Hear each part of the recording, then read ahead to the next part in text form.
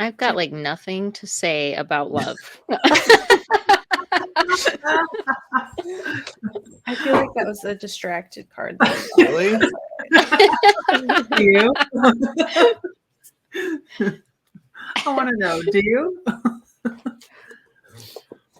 Have things to say about love? Yeah, I want to know if he has something to say about love. We'd be here all day.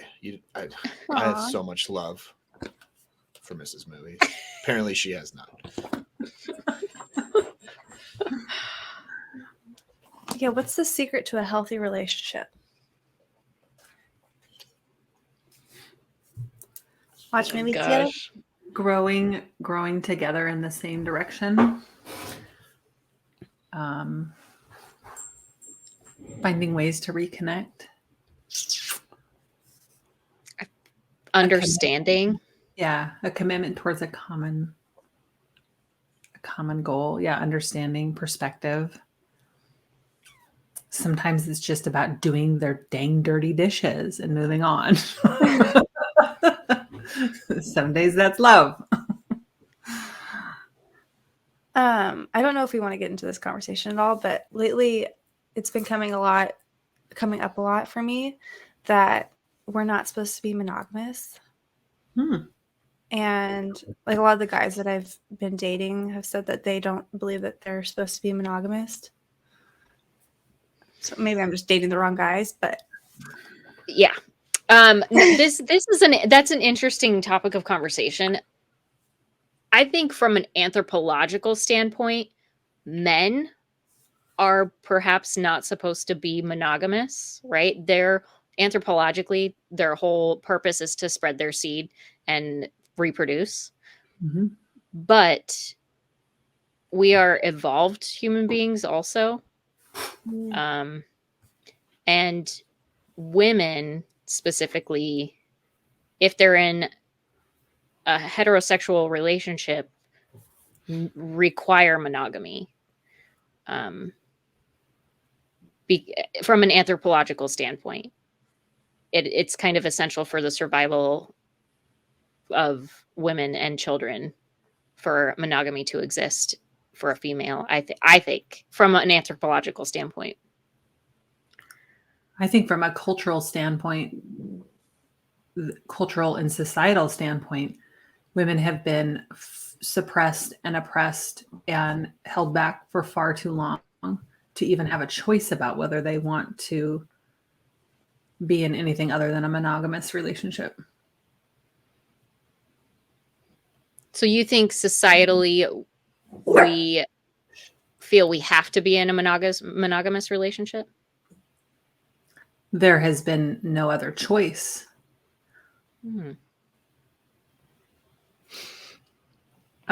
There is a podcast. But again, that's an anthropological standpoint too, though, because from the beginning of time, women have relied on men to do their hunting, to produce the calories, to be able to sustain their body through pregnancy, and thereafter, right? So it's an interesting conversation for sure. Aubrey Marcus is a podcast you might check out. He explored the poly lifestyle for a while, and he has some interesting perspectives on it. You have to tell me that name or write it down somewhere for me. I'll put it in the chat. Yeah, I guess I feel like nowadays, like where we're at in the world is like we're all so overstimulated maybe. And I feel like a lot of people, like a lot of relationships end because of infidelity or it's just very common for infidelity. And so that's like one of my biggest fears is like being cheated on, which is probably normal for everybody, but what's interesting, this is one perspective, not having ever lived this lifestyle. He talks about how he felt a lot of that, what it sounds like what you are maybe desiring And he felt that and leaned into that. And then what he realized was there were so many complex emotional patterns playing out that he did not even anticipate from both ends, that it really made more sense for him to move back to a monogamous relationship. It was an interesting perspective, I thought. But yeah, he has a really fascinating podcast. I don't know how it functions when there's more than two people involved. I don't like sex Like is the one sister thing, wives? right? Like, I mean, sex is one thing, but sex is such a small part of a relationship also. It's an important part, but there's so much more to love than just the physical act. I Yeah. don't know. Or just I'm like very much a sorry, go ahead. I'm very much a believer in monogamy, but that's because I am monogamous. So, you know, I've never experienced non-monogamy. So. Yeah, or just like people being in like open relationships where To me, that's just an excuse to have sex with multiple people. yeah, I think it's just an excuse. That's just somebody who doesn't love you enough to love only you. I think But that's like probably a controversial opinion these days. So, well, I think the number one thing that's important to me in a relationship, having been in one for many years, is somebody who's very loyal to me. Yeah. And I have that, and I know that I would not feel like somebody was being loyal to me if I had to share that with, you know, their commitment to me would always be compromised. Yeah. And I could never struggle with trust that. somebody. Yeah. I could never really trust struggle. somebody. Mhm. Yeah, and I guess it's because like I've seen a lot of people, like a lot of my friends recently just getting cheated on or like not having a loyal relationship. And so it's like how do we have healthy relationships in like where we're at in the world right now? Like I know it exists because my parents had a very healthy relationship, but and your brother has a very healthy You're relationship. Like, you know, like you have friends that have healthy relationships too. You're just looking at the wrong ones. You're right. It's perspective. Yeah. Well, and I think too, you know, raising the standard for yourself. What will you no longer accept from somebody in a relationship? Right? It's easy to be casually curious about being polyamorous, right? Oh, that sounds interesting. I want to try that. Seems like everybody's doing that, right? But think about the emotional and the mental and the physical toll. I mean, you could be a lot worse off than how you feel now just by being curious about that, because to me, it feels so destructive. It's not for me. I'm not judging the lifestyle. It is for some people. But the emotional component of it it feels very destructive to me. I think of it from the family standpoint too. Like, how do you have a relationship with more than one person if you have children with that person as well? I don't know. There's just children bond you in a way that is different also. I don't know. And maybe that's just because I feel like I have a healthy relationship. So, well, I also keep him in the house. He never leaves. He's always on the farm. One of these days, I'm going to pick the lock on my ankle chain down here, and I'm going to get out of this desk. Well, let's get a male perspective here. What is your thoughts and feelings about this? I'm actually thinking of this from an animalistic and natural aspect. Monogamy happens not just in humans, yeah. but I mean, there's probably animals that you're surprised would be monogamous, like beavers, wolves. I think seahorses, geese are a common knowledge one. Penguins, wolves, I think is a surprising one. Only the alpha male and female of a pack will breed, and that's to keep their family intact.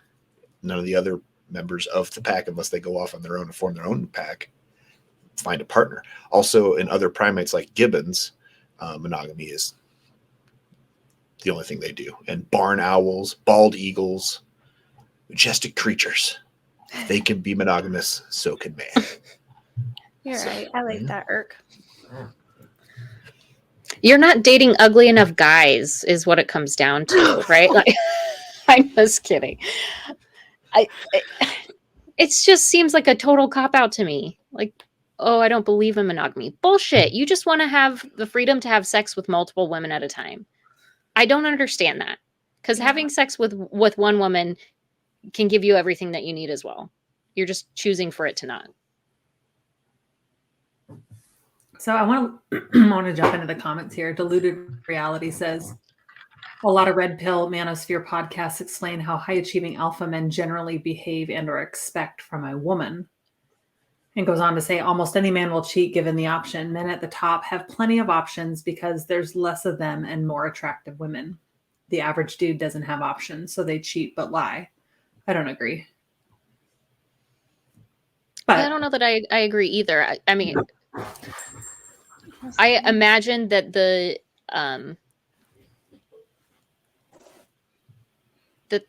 male hormones probably make it harder for a man to say no given an option to cheat, right? Like, I imagine because they lead with the wrong head sometimes. I imagine it's harder for them to be monogamous than a woman, but I still think a man can do it. I also think a lot of those podcasters are grifters, and they're what? playing a role, acting tough, talking big, and puffing their chests up to try I and agree with that. show off and say they're alphas. I think a real alpha male is somebody that provides for their family. I love that. Yes, Irk, you're right.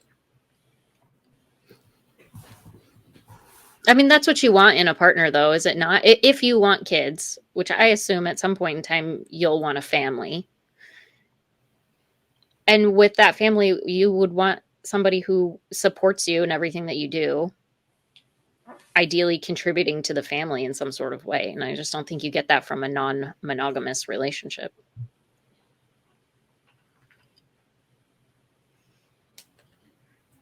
Ooh, what's this comment? Yeah. If you don't choose monogamy, then you aren't in love. You can't share your love with others like that. You don't value your partner if you're willing to risk everything to be with others. I think that's well said. Well said, Robert. Because it is a commitment, right? Like, relationships and love is a true commitment to each other. And it's a commitment to yourself to be loyal to somebody else. Yeah, loyalty's harder. It is. Doing something harder makes you more alpha.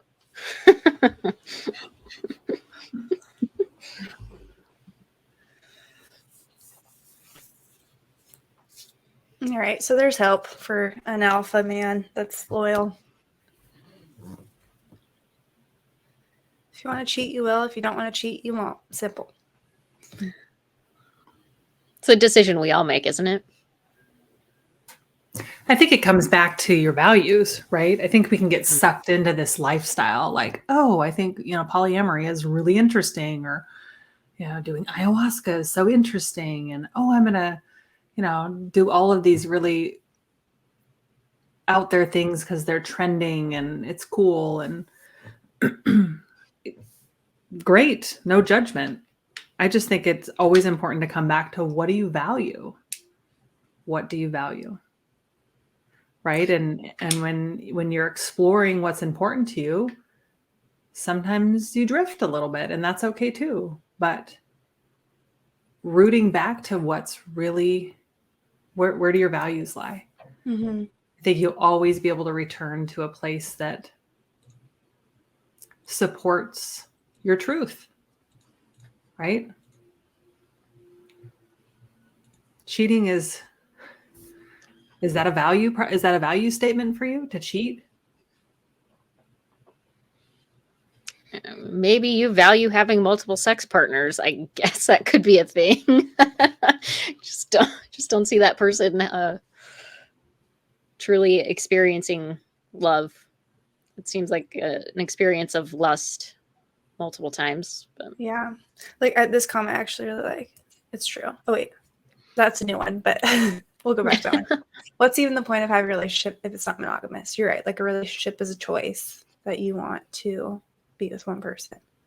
Well, and let's chat about that for a second. So the whole monogamy thing, it's just an endless playing the field. So then really you come back to yourself and what is it that you're searching for? You're searching for, it's a reflection of whatever you are finding within yourself in these multiple partners that you're seeking.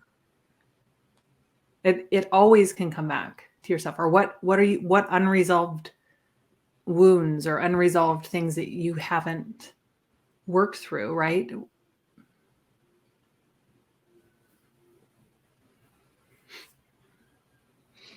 Yeah.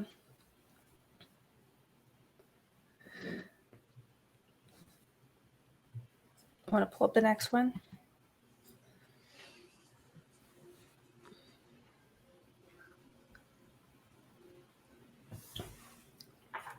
I think we're just saying like almost, yeah.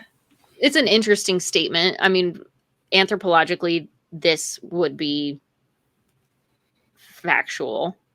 But again, I think we're more evolved than our anthropological start. That being said, in a healthy relationship, there is meeting that you have to meet the needs of each other. Communication is key. Yes. If your needs aren't being met, you have to communicate about it before you seek it somewhere else. I think that's the big thing, right? People have a hard time being transparent, one with themselves, but two with their partner. So instead of talking about the hard stuff, I'm just going to go seek that elsewhere. Exactly. Instead of having the difficult discussions, they just run and seek what they think they're looking for somewhere else, which will essentially just ruin a relationship. But I think if you're open and honest about things, most of the time, if your partner is committed to you, they will do whatever it takes to meet your needs. Yeah. That's part of the commitment of a relationship. And I think it's important to note that commitment doesn't always look like sunshine and rainbows and roses and boxes of chocolates and sexy nightgowns and right. I mean, it's hard. It's really hard some days, but that's loyalty and that's commitment. And, you know, that's seeing through the hard times, not seeking outside of ourselves when it's right there in front of us. Yeah. Yeah.